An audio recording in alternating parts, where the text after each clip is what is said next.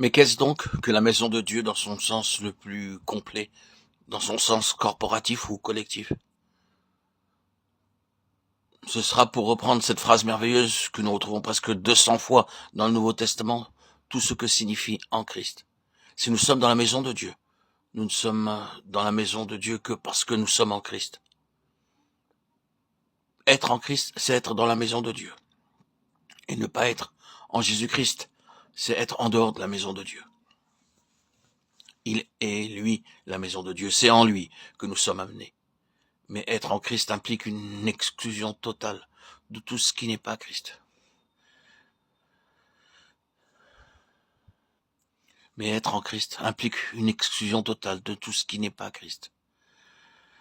C'est le caractère entièrement et absolument autre de Christ d'avec nous-mêmes. Oui, dans ce que nous sommes de meilleur. Combien complètement différent il est de l'homme religieux même, le meilleur soit-il, différent dans son esprit, dans son cœur, dans sa volonté, si entièrement différent dans sa constitution qu'il nous faut toute une vie pour découvrir, par l'enseignement du Saint-Esprit, combien nous sommes différents de Christ et combien il est différent de nous. Mais Dieu a marqué cette différence de façon absolue dès le commencement. Il ne faut pas à Dieu la durée d'une vie pour découvrir cette différence. Il la connaît et a par conséquent établi la position absolue, à son propre point de vue, dès le commencement. Il a dit, en fait, la différence entre vous et Christ est si complète et si définitive qu'elle représente la largeur et la profondeur d'une tombe. Ce n'est pas autre chose que la plénitude de la mort. Il n'est pas possible de la franchir.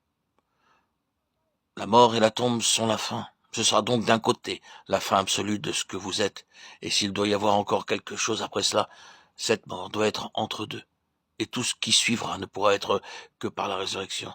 Mais non, pas votre résurrection, non. Ce sera sortir de vous-même pour entrer en lui, comme par une mort et une résurrection. De sorte que dans cette mort, vous êtes considéré comme étant sorti du royaume de ce que vous êtes, même dans le meilleur de vous-même, pour passer dans le royaume de ce qu'il est, lui. La profondeur d'une tombe se trouve entre vous et lui, et il est impossible de la franchir. C'est une fin, c'est là ce que signifie entrer dans la maison de Dieu. Rappelons-nous que le Seigneur nous retient avec force. Dieu a lié toutes choses de manière finale, définitive et exclusive à son Fils, et que nous ne pouvons rien recevoir de Dieu si ce n'est en Christ, et cela par une révélation venant du Saint-Esprit, car c'est par lui que Christ est révélé dans nos cœurs.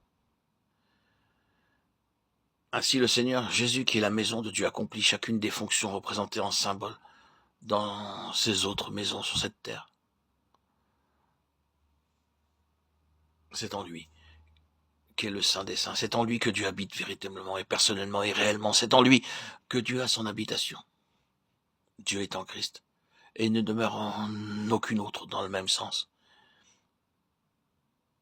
Il est vrai que le Père fera sa demeure en nous, mais bien aimé, il y a une différence lorsque le Père vient demeurer en nous.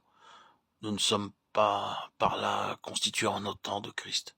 Dieu ne demeure pas en nous dans le sens où il demeurait en son Fils. Dieu demeure en Christ d'une façon unique, et le lieu très saint se trouve en lui seul.